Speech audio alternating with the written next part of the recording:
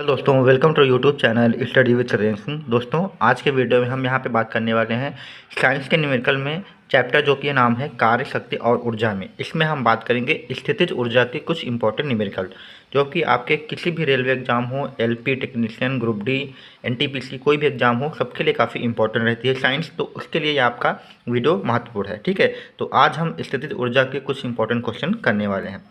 तो यहाँ पे सबसे पहले फार्मूला देखते हैं। स्थितिज ऊर्जा को हम यू से लिखेंगे यहाँ पे। तो यू बराबर जो हमारा फार्मूला है mgh है। m क्या है? किसी भी वस्तु का द्रव्यमान है, जिस भी वस्तु की हम बात करेंगे। g क्या होता है? गुरुत्वीय त्वरण होता है, यानी जो पृथ्वी किसी वस्तु को अपनी ओर जिस त्वरण से आकर्षित करती है उसे गुरुत्वीय त्वरण कहते हैं। तो g हमारा गुरुत्वीय त्वरण है, जिसका मान 9.8 या कहीं कहीं पर 10 भी लिया जाता है। मात्रा क्या होता है? मीटर प्रति सेकेंड स्क्वायर होता है। और h हमारी क्या है? ऊंचाई है। तो ये हमारी ऊंचाई हो गई। इसका मात्रक मीटर में रखना है या सेंटीमीटर, जो भी आप रखना चाहें। ठीक है। और स्थितिज ऊर्जा आपकी एक प्रकार की ऊर्जा है और ऊर्जा का मात्रक क्या होता है? जूल होता है। तो ये तो हो गया फार्मूला। अब फार्मूला हमने यहाँ पे डिस्कस कर लिया। अब हम यहाँ पे इसके न्यूमेरिकल को देखते हैं। तो यहाँ पे देखिए आपके सामने पहला न्यूमेरिकल यहाँ पे दिख रहा है। तो पहला न्यूमेरिकल क्या है कि 11 केजी की एक वस्तु, तो यहाँ पे 11 किलोग्राम है। तो एक प्रकार का द्रव्यमान दिया हुआ है। द्रव्यमान को हम m से लिखते हैं। तो m बराबर जो हमारा है वो 11 केजी दिया हुआ है।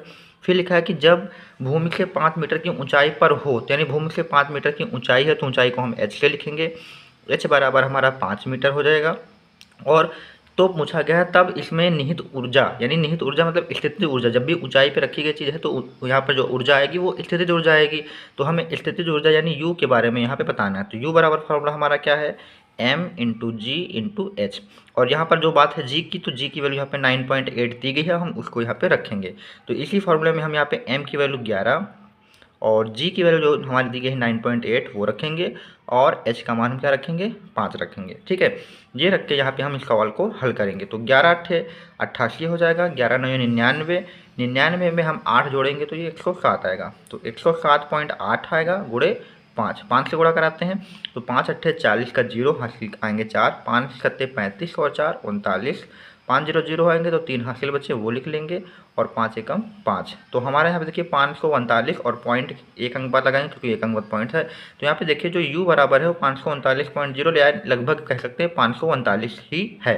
तो u का मान यहाँ पे 539 जूल यहाँ पर आ गया। और आंसर यहाँ पे देखते हैं दिए हैं 528, 686, 539 और 588। तो ऑप्शन सी यहाँ पे इसका राइट हो जाएगा। तो पहला क्वेश्चन हमने काफ़ी इजीली तरीके से कर लिया है। इसी प्रकार का हम यहाँ पे दूसरा क्वेश्चन देखते हैं। यहाँ पे देखिए दूसरा क्वेश्चन लिखा हुआ है। लिखा है कि 1 केजी की एक वस्तु, तो द्रव्यमान जो दिया है वो m बराबर 1 केजी दिया हुआ है। 30 मीटर की ऊंचाई, तो ऊंचाई हमारी h बराबर कितना दिया है? 30 मीटर दिया हुआ है। तो गुरुत्व बल द्वारा किया गया कार्य, और हमें पता भी होता है कि जो कार्य होता है वही एक प्रकार की ऊर्जा होती है। तो कार्य को ही ऊर्जा कहते हैं। तो मतलब जो हमें कार्य बताना है वो हमारा ऊर्जा के रूप में होगा। तो कार्य का मतलब ऊर्जा ही हमें निकालना। और जी की वैल्यू हमारी कितनी दी गई है? जी बराबर 10 मीटर प्रति सेकेंड स्क्वायर दिए। तो हमें कार्य यानी W निकालना है और W ही हमारा ऊर्जा होती है। तो यानी जो कार्य है U के बराबर हम कर देंगे। और फॉर्मूला हमारा mgh ही लगेगा क्योंकि m और g और h की वैल्यू बताए।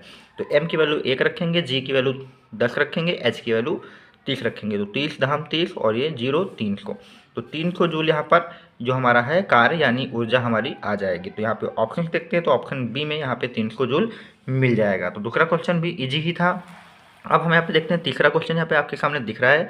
तीसरा क्वेश्चन लिखा है कि 12 केजी की एक वस्तु, तो यहाँ पे द्रव्यमान दिया हुआ है m बराबर 12 केजी की एक वस्तु है जो भूमि से एक निश्चित ऊंचाई पर रखी गई है। इस बार हमें ऊंचाई नहीं पता है, कोई ऊंचाई है, उस ऊंचाई पर रखी गई है।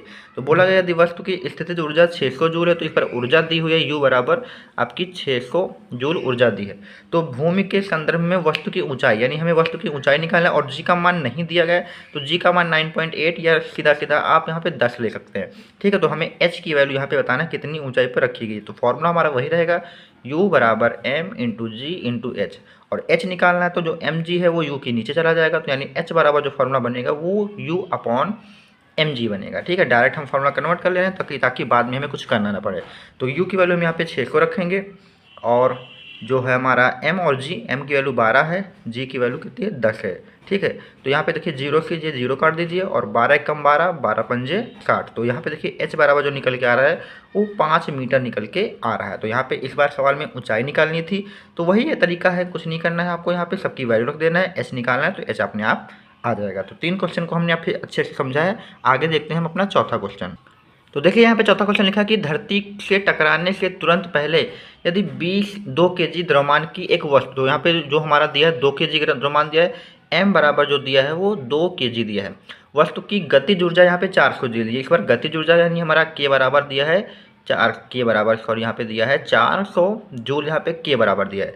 तो इसे किस ऊंचाई से गिराया गया है, यहाँ पे ये बताया जा रहा है कि किस ऊंचाई से गिराया गया है, और g बराबर कितना दिया है 10 मीटर प्रति सेकंड स्क्वायर दिया गया है। तो इसमें एक चीज़ आपको ध्यान देना है कि जो हमारा ऊर्जा संरक्षण का नियम कहता है कि अगर आपकी गतिज ऊर्जा अधिकतम होगी तो उस वक्त आपकी स्थितिज ऊर्जा न्यूनतम होगी, जब स्थितिज ऊर्जा अधिकतम होगी तो गतिज ऊर्जा न्यूनतम होगी यानी 0 होगी। ठीक है, यानी कहने का मतलब है कि जब मान लेते हैं यहाँ पे ये एक पॉइंट है, यहाँ पर कोई एक वस्तु यहाँ पर रखी है और ये इसका क्या हो गया पृथ्वी तल हो गया, पृथ्वी तल तो यहाँ पर अभी रखी है, तो यहाँ पर सिर्फ आपकी क्या होगी स्थितिज ऊर्जा होगी और गतिज ऊर्जा जो होगी वो आपकी क्या होगी 0 होगी।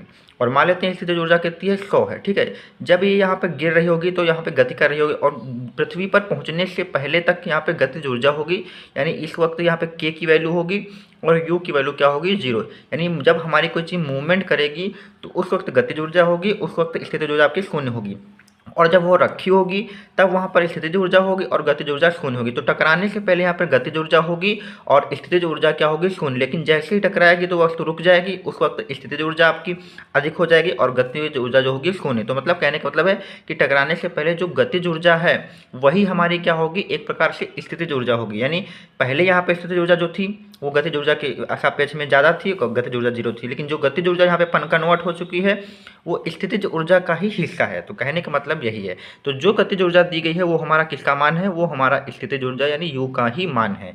ठीक है, एक समय पर एक अधिकतम होगी, दूसरी आपकी क्या हो जाती है न्यूनतम।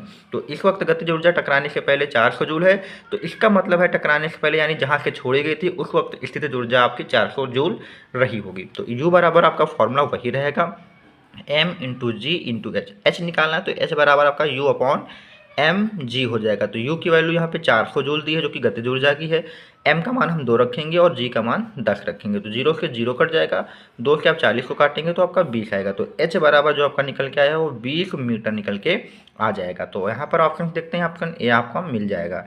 तो ध्यान रखना इस क्वेश्चन को, काफ़ी इंपॉर्टेंट क्वेश्चन आपका था। तो यहाँ पे देखिए हमारा यहाँ पे आज का लास्ट क्वेश्चन है, लिखा है 15 केजी के एक हथौड़े को, तो यहाँ पे जो द्रव्यमान दिया है m बराबर दिया है 15 केजी दिया हुआ है कि हथौड़े को जो 10 मीटर ऊंचाई तक उठाया गया है, अभी उठाया गया है, तो ये हमारी h हो जाएगी, h बराबर 10 मीटर हो गया।